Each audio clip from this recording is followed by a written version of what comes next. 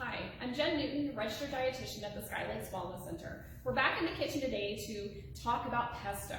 So this is our recipe and our March calendar, so if you haven't seen that yet, definitely check out our calendar. But I wanted to just showcase how easy it is to make pesto and how versatile it really is. So if you're not familiar with pesto, pesto is generally a kind of a spread, if you will, that is primarily basil leaves, although there are some variations that allow you to use things like spinach or some other green leafy vegetables. Traditionally, pesto is going to use pine nuts, and in our version today, we are going to be using walnuts, again, just for a little versatility in it, so a little bit more flexible to be able to use what you have in your house, and also to acknowledge that pine nuts can be really expensive, and so sometimes that can be a deterrent to want to make something at home. We are going to be using the ingredients that you see here. So we have our fresh basil, we have our walnuts, so we're going to be using some Parmesan cheese, garlic, fresh garlic. We are going to be using the juice of part of a lemon and a little bit of olive oil. We're going to be putting this all into our food processor, and it's going to go together really fast. So yeah, let's get started with that.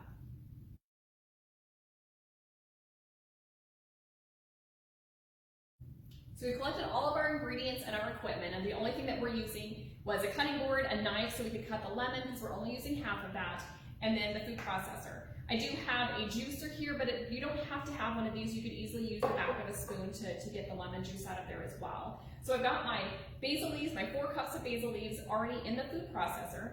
I'm gonna add 4 tablespoons of grated Parmesan, 3 tablespoons of walnuts, 2 cloves of garlic, 3 tablespoons of olive oil. Then I'm also adding about 3 tablespoons of water, and I have some extra here so that after we blend it together or process it through, if it needs a little bit more liquid because it's too thick, that I have it handy to add. And so then I'm just going to add the juice of half of a lemon.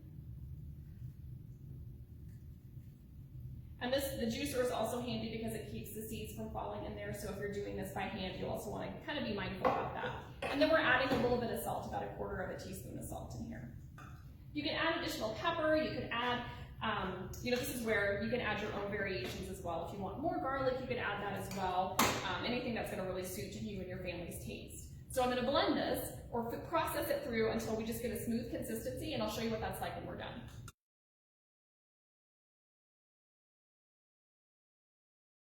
So here is our final product. So it took about 2.5 minutes or so in the food processor. I did stop once just to scrape down the sides. I didn't need to add any extra water to it or any extra liquid. And it's just this nice, really vibrant green color, and it smells so wonderful. And that is the nice thing about pesto, is it's pretty potent in terms of its flavor, so you don't tend to have to use a lot of it, like if you're adding it to make a pasta salad, for example. So this could actually go for several different recipes for you. You could take this, and what you're not using, then freeze in ice cube trays so that you have it individually portion sizes. So when you are needing some pesto that you've made, you can take it out and toss an ice cube into like a soup that you're making, for example, or another dish that you're doing. So I really encourage you guys to give this a try. I can't wait to hear what you guys think.